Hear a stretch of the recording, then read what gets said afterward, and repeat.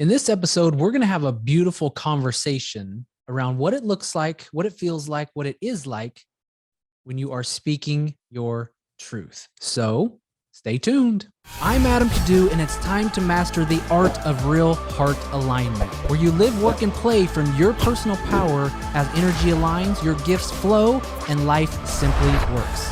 These life-changing conversations are designed to help you to see what you're not seeing, hear what you're not hearing, and to be who you're not being, as the world needs more heart-centered leaders now more than ever. Are you ready to say no to living a half-hearted life and say yes instead to boldly living from a place of real heart alignment? Welcome to the Adam Kadu podcast.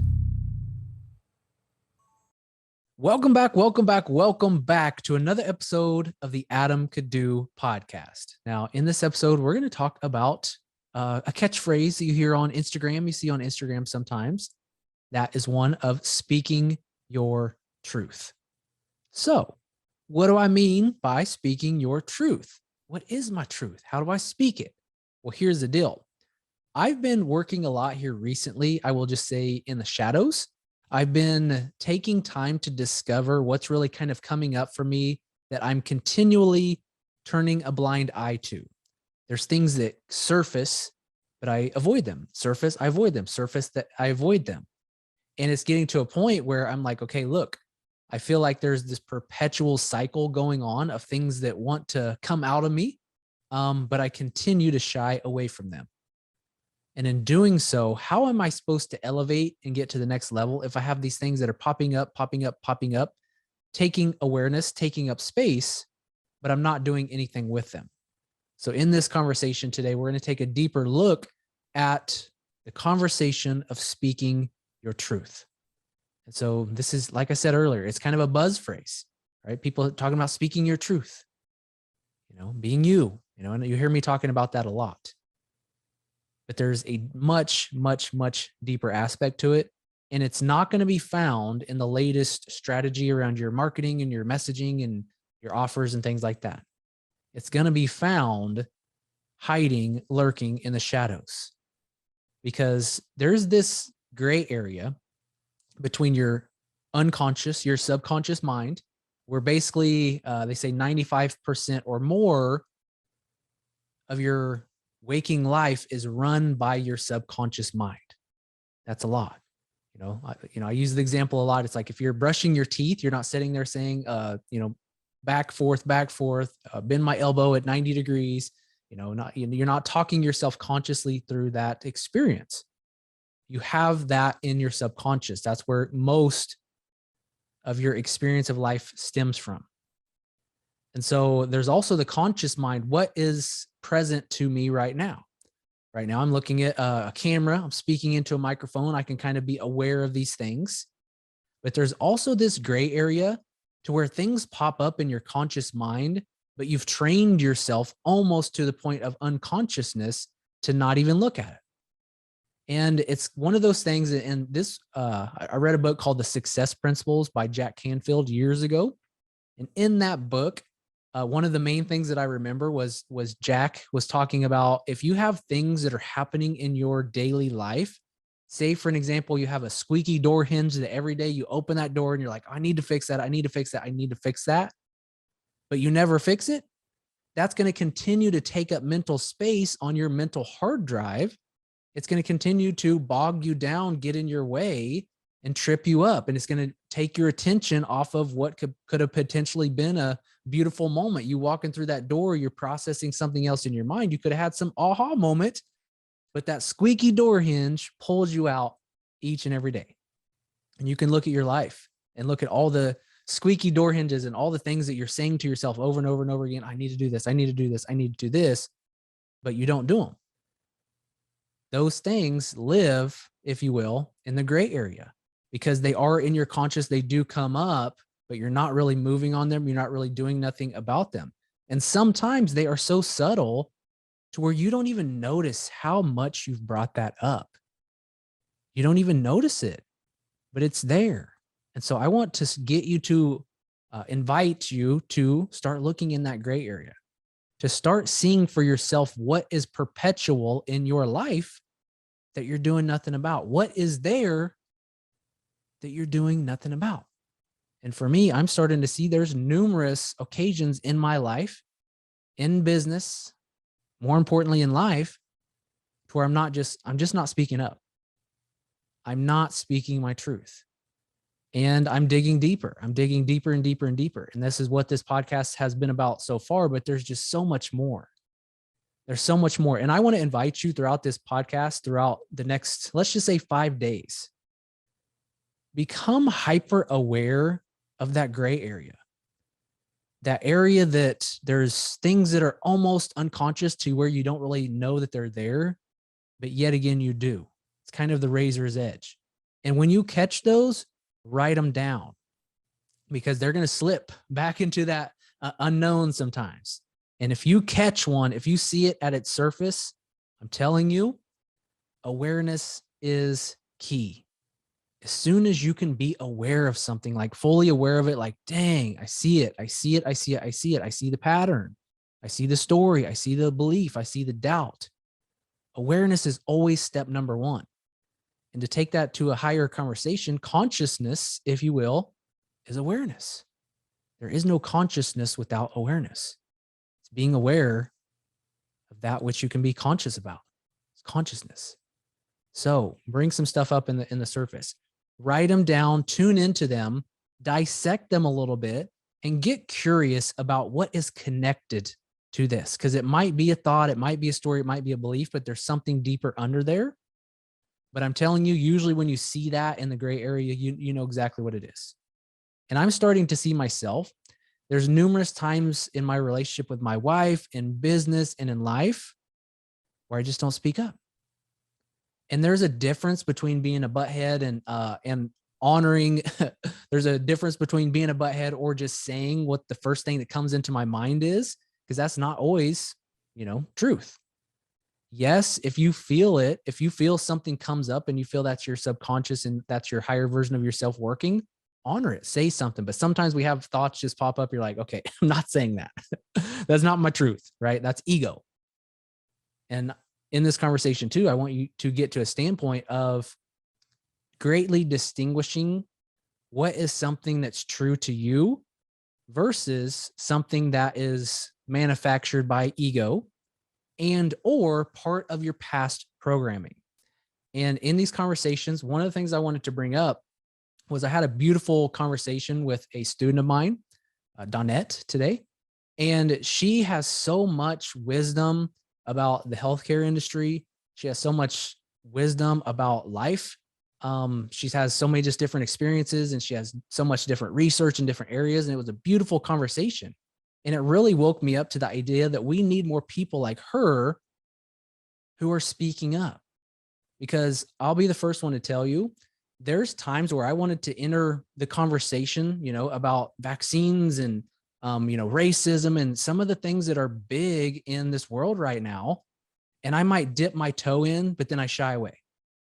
And I've told you guys numerous times in these podcasts, if you've been listening up into this standpoint, I've lived my entire life in this place of needing to be liked, because needing to be liked or getting to be liked or helping to get people to like me, that is meeting my safety needs. Because early on, like I said, there was fights like crazy around, playgrounds and all this stuff, just wild. My dad would even kind of like, pick on me and push me and poke me and prod me sometimes, because I think he wanted me to be able to defend myself, which is a good thing. But I'm like, what is up with this world? Like, this is not a safe place. That was part of my story. That was part of my experience. And so until now, I wasn't able to see that for what it was. But now I see that there was so much of my need to be safe, my need to be liked, that's literally like a physiological aspect of my life. And there's so much on my heart, there's so much on my mind that I want to be able to open up about more and more and more, but I'm still working from that premise. And I know I've even shared some things on the podcast and people are like, no, you're doing it. You're opening up, you're doing it. I'm like, no, you don't understand. There's so much more. And even in this conversation right now, I'm dancing a bit. There's some things that I want to share, but I'm just not courageous enough. I'm not strong enough where I stand right now to have these deeper conversations, because there's also aspects of me as a safety mechanism is I want to make sure that if I say something, I know that I'm covered in all areas and I can combat this and I can combat that. That's why I've geeked out so much from a standpoint of language. I study language. I've got a book sitting right next to me called The Structure of Magic. It's literally people would fall asleep reading this book. It's it's kind of like therapist language and how to connect deeper to people, to get people to stop and to consider what's going on in their lives from a standpoint of being on their side, not from a standpoint of being so combative. And that's one thing that I see in a story that I've created is the story in my mind is I cannot put myself out there and share my perspectives and my stories about some of these bigger worldly issues because people out there are crazy. Like people out there are out for blood on some of these topics. And so if I label myself one way or the other, or even show that I'm thinking in a certain way, to me, I'm not only putting people off, but I'm putting myself in harm's way. I'm having people look at me as a certain way. And what my wife and I did some research early on about vaccines and things. This was even before COVID. We were starting to do research about it. And she had actually at one standpoint asked me, she said, "Are you an anti-vaxxer?" And I have never heard that term before. And I know enough about marketing. I know enough about persuasion and influence to know she was putting me in a camp of identity. And I told her at that same point, I said, "No, I'm not anti-vaxxer. I will look at stuff, but I'm not the type of person who's just going to take the doctor's word for it. I'm not the type of person who's just going to take the government's word for it.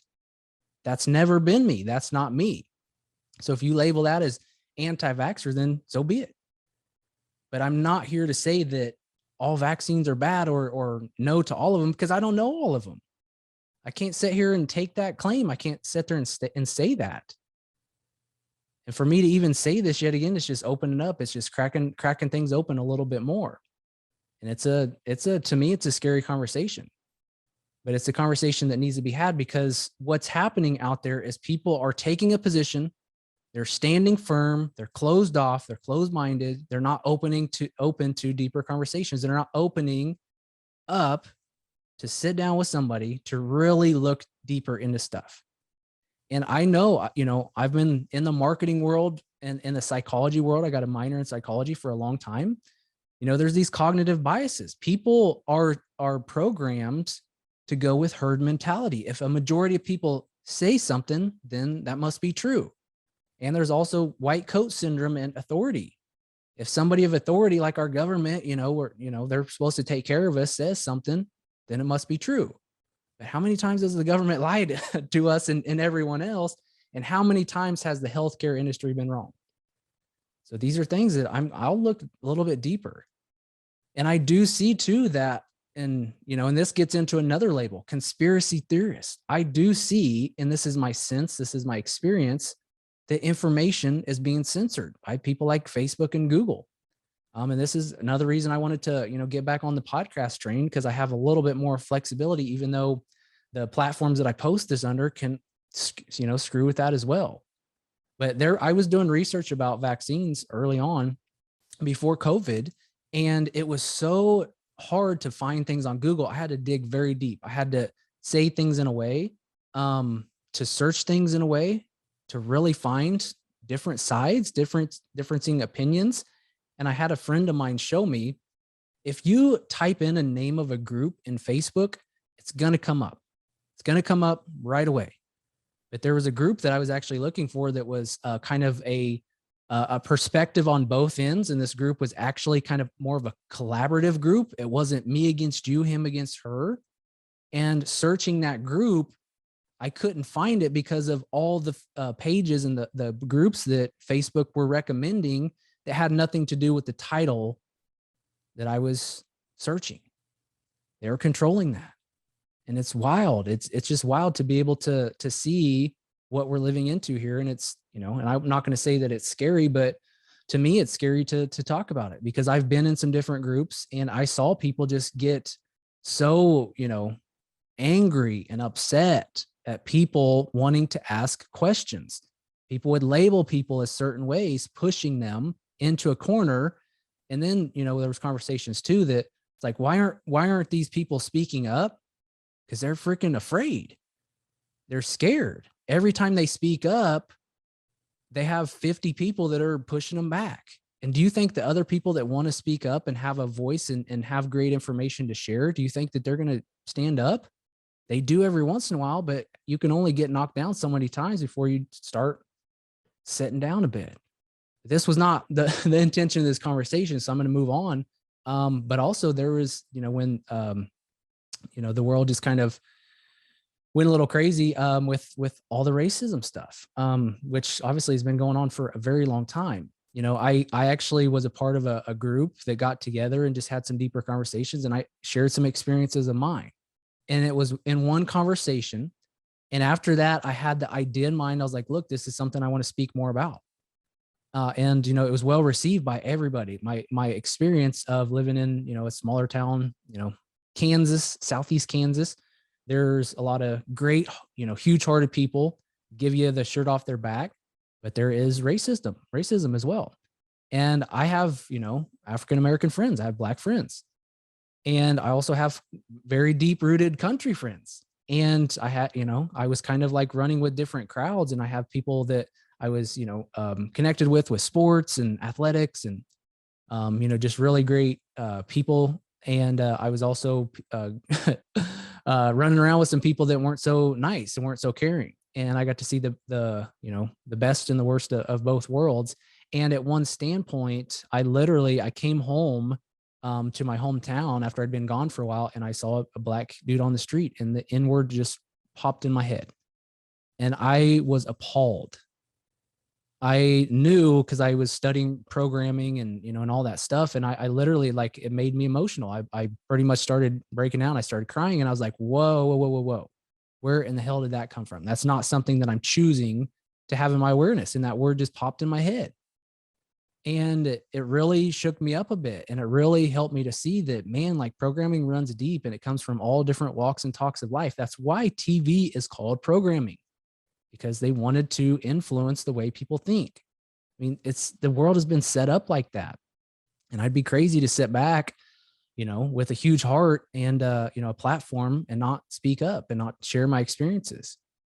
And there's been, times, I mean, even that moment where the N-word popped in my head, because I have friends that would just like drop that like yesterday's news. Like, it was just, something they would say. And sometimes, some of my friends, they weren't actually racist, but yeah, I've had friends that I kind of realized later, you don't know what you don't know, but they're racist. And they weren't friends for very long. But what I will say, my wife keeps beeping in on me, so sorry about that. What I will say is that was actually a beautiful experience for me, because it shifted so much. In that moment, I knew I wanted to rewrite my programming. And you see it yet again in daily lives. Like, we are running machines.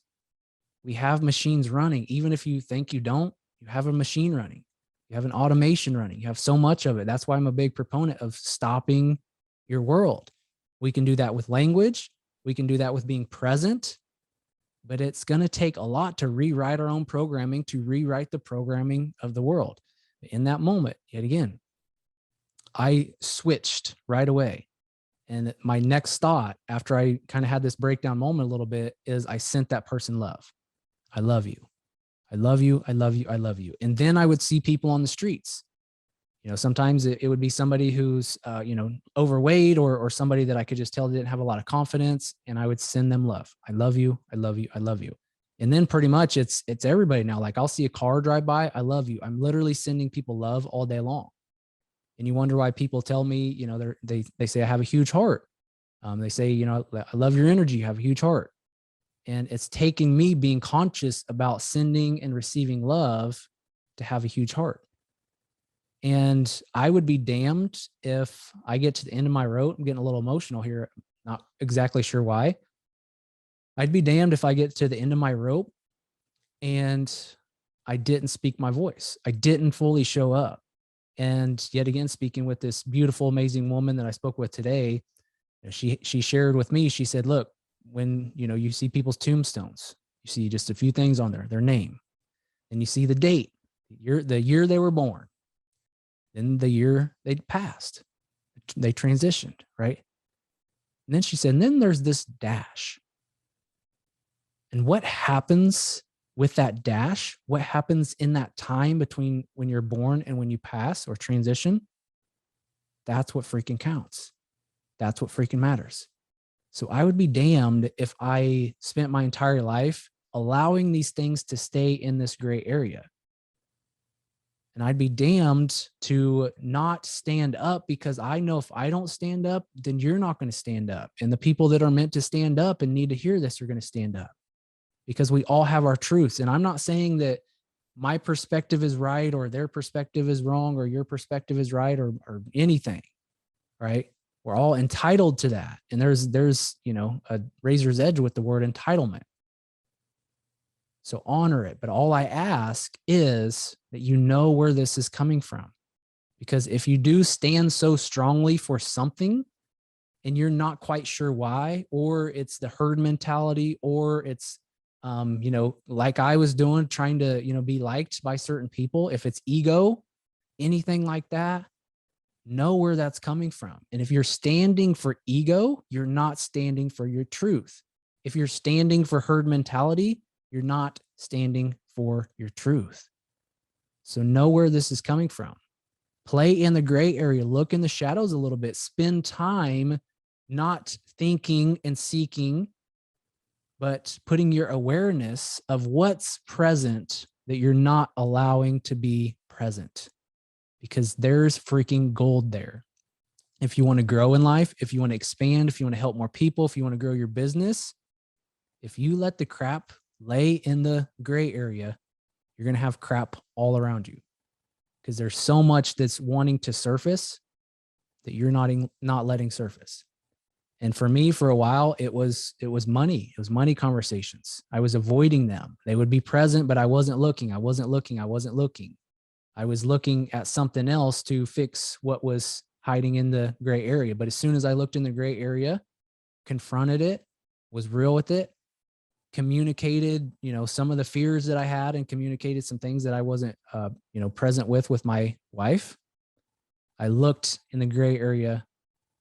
I stood for my truth, what was bothering me, what was on my heart, what was coming up for me. And that crap dissolved. That crap went bye-bye. And I cleaned that out. Like I said, yet again, there's just things surfacing with me where I'm like, why aren't you speaking up? Why aren't you sharing it? And it gets back, and it's so funny because I help entrepreneurs, is one of my things, to overcome their self-doubts, their self-limitations of needing to be ready before they press go. And when it comes to a business aspect, I'm pretty damn good there. Like, I don't need to get ready. I don't need to sit behind the scenes. I did for a long time. But when it comes to speaking up, I could set back. If I wanted to take a stand and start sharing what's on my heart, I could set back and say, oh, yeah, I've got to get a little bit ready first, and I've got to cover my bases and do more research. But I know enough about language to be okay. And that's one of the reasons why I study language, because even if I overstep my boundaries, I trust myself enough, or say something that I fully didn't think through, and I, feel at that standpoint I was quote unquote wrong. There is no right or wrong, but sometimes you say something and you're like, that's what I said, but I actually don't agree with that now. I've changed my perspective, and that's okay. That's permissible. But what happens is we get out into the future thinking that we need to have it perfect and know all the answers, and working from this falsehood of perfection, we get into procrastination and we hold back, and it eats at us. I'm telling you, there's this book I read years ago, which is kind of funny because I like to beat up on him a little bit now. I don't fully connect with his energy, but I do still love that he's kind of just got this, go for it attitude, right? When we're triggered, it's not something about someone else that triggered us. It's usually something that's lacking in us that we would like to see in ourselves, but we don't fully see it, or we don't honor that side of us. That's what triggers us. So our triggers are a gift, because it allows us to see what's in that gray area yet again. So the 10X book by Grant Cardone. I just kind of laugh because he's a nut. And I say that with all the respect, all the love. He's a nut. He's crazy and in a good way. But one of the things that I found profound in that book that it didn't really hit me till later was he was talking about having white space or blank space on your calendar. He says that's where fear lives. Now, I don't necessarily agree with that because, we can have blank space, beautiful, intentional space on our calendar to recharge, to reflect, to sit in silence, which hopefully you guys are doing that more than not. But it got me to see that if indeed there is something that's calling at me and pulling my attention and wants to come to the surface, the more time I allow to pass for that, the harder it is for me to pull the trigger, to show up, to share my heart, and to do the damn thing already. So how much time are you allowing to pass when you feel called to share something, to share your truth, to share what's on your heart? So I'll leave you with that, because one day you're going to, people are going to be looking at that gravestone of yours, seeing that date you were born, that date you passed.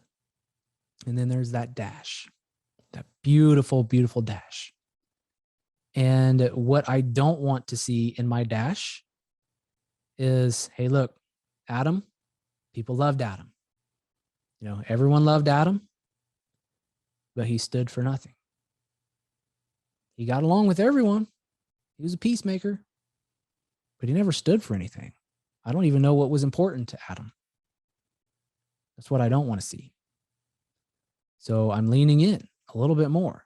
And over the last couple of years, and I have this rebel side about me. I think we all do, especially entrepreneurs. I think we all have this.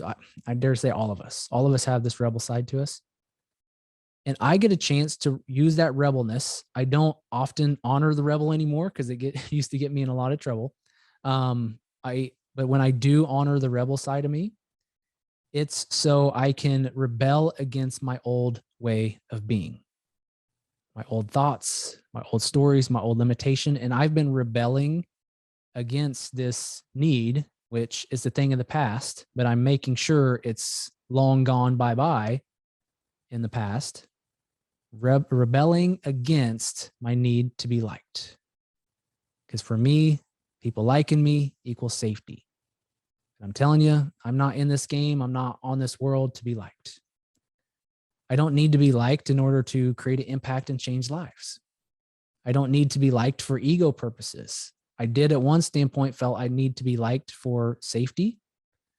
Maslow's hierarchy, one of the bottom pillars, the foundational pillars on his pyramid, safety. But there's so much more now that I can't let it bother me. There's so much more in this world going on, so much more on my heart. And I want to make sure that I'm walking and talking my truth as a heart-centered leader, showing up, speaking what's on my mind, on my heart, not from a place of ego, not from a place of needing to be right and making other people wrong, because that's ego. If you are speaking your truth to make other people wrong, it's not truth. You can speak your truth in your personal power as your truth, and it could possibly cause other people to feel wrong. But if that's your intention, it's not your truth. To lead with your heart, that's your truth. So let's look in the gray area. I felt like I was wrapping a thought there. I'm gonna let it be with that. Get quiet. Play in that gray area. Hold your attention a little bit there.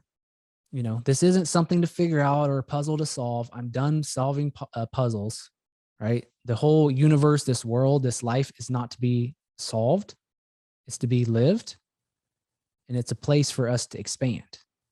And if we do not raise our vibrations and help each other to see what we're not seeing, to awaken, then we're not expanding. We might have this person over here that's expanding, this person over here that's expanding, but if we're not expanding together, we're not really expanding because we all are connected. So that's why language is so important too. And I'll just wrap on that. Because if we're forcing and pushing and prodding and hoping that if I just get louder and louder and louder, that people will get it, they'll understand my perspective, they'll wake up, they just got to wake up already. People don't connect with that. You'll be hard pressed to wake people up if you're just forcing and pushing. That's why I'm a student of communication, of language, of words. Like I look up words each and every day. I'm looking up definitions. I looked up a couple of definitions on my call with my student today, because I want to get to the root of where things came from, where things started from.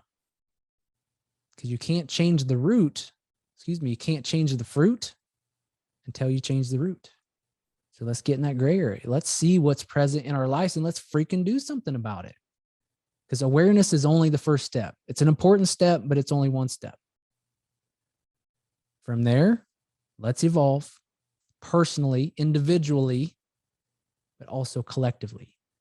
And if there's so much disconnection, discord, discomfort that causes disease, which dare to say the medical industry loves disease.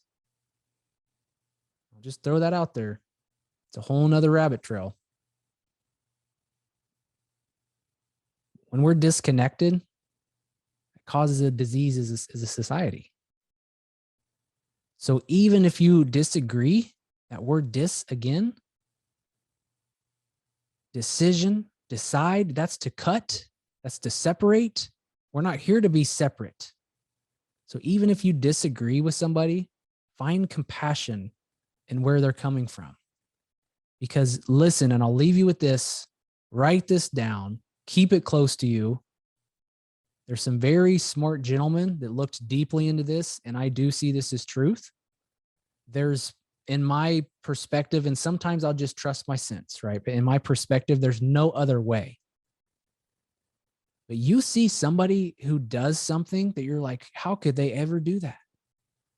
And as hard as it is for us to accept that, there was some intentional reason for that. There was some intentional reason for that. There was some benefit for them. And not just to be nasty or to be snarky or to try to hurt people. But they thought it was the best route. People do, even though it's hard to see, they have the best intention in mind. Sometimes people don't feel like they have another option. But be compassionate, knowing that whatever other people are going through, whatever other people's experiences are, whatever other people's programming and interpretations are, they're doing the best they freaking can. And when you can see them in that light, you can see the highest version of them, you can speak to that version. And when you speak to the highest version in someone else, it raises them up. If you're speaking down at somebody, it pushes them down. So are you going to be somebody on this planet who raises people up? Are you going to fight back and speak your quote unquote truth, trying to push somebody down? Because I'll tell you again, that's not truth. So I'll leave you with that. I'll leave you with that, my friend. Much love to you. You know your truth. It's itching to get out. It's just laying patiently in that gray area. You must have the courage, just like I'm finding in myself. Like I said, there's deeper conversations. I just want to rip the Band-Aid off and just open up and talk and share and help and all this stuff. But I have my hesitations too that I'm still working through. From a visceral feeling, I can still feel it, but I'm letting go of it. You know, and look, life is a journey. I would like to progress faster sometimes, but if I'm looking to always progress faster, then I'm measuring myself from the standpoint of my ideal. And what happens if I'm working from my ideal, that puts me in a lot of pain. But if I accept where I am in this moment, then I'm good. I just keep progressing. I just keep sharing. I keep showing up. And you do the same. But it's going to take a lot of courage. It's going to take a lot, and I will say that again, a lot of compassion. Because people out there, they don't want to think that they're wrong. They want to stay congruent with what they believe. And if we're fighting belief against belief, And if you're not being smart about how you approach people and speak to people and connect with people and hit them with compassion first, like really see where they're at, see where they're coming from, see their positive intention, then you can help them to see yours.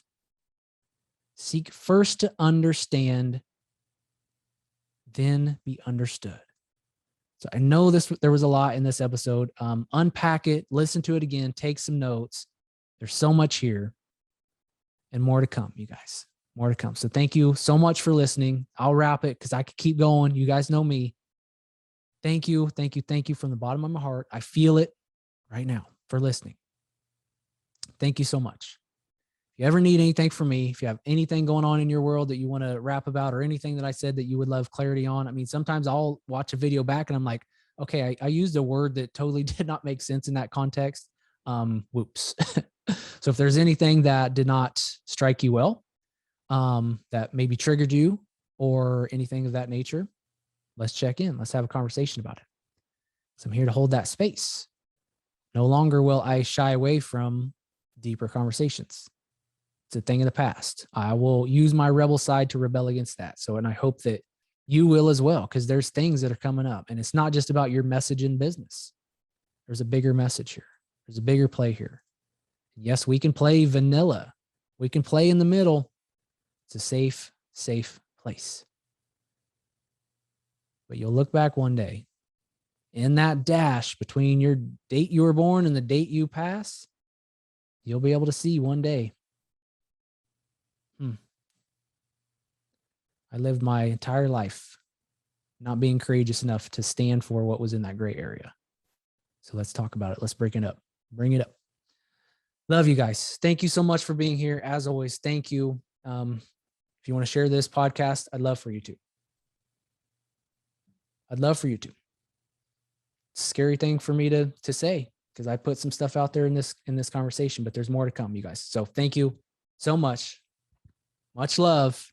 Go help somebody today with compassion, with love, with caring, with understanding, because that is how you change people's lives. All right. We'll talk to you soon. Thank you for listening to another episode of the Adam Could Do podcast. If you would take a moment to subscribe and click the bell icon so that way you get notified when future episodes air. Now here's the thing. If you are looking for the show notes, you can find a link to those below. If you're looking for the handles of the guests that I've been interviewing, things of that nature, you'll find that here. And if there's anything else that stood out to you in the episode, or if there's anything I can do for you, please leave a comment below, or for sure message me on Instagram if you'd like, as I'm always looking to hear what's working well for you and what caught your interest about the Adam Could Do podcast. So, time to go, time to change the world, time to help more people. Are you ready? Let's go do this thing. The world needs more leaders. So thanks again for listening to the Adam Could Do podcast.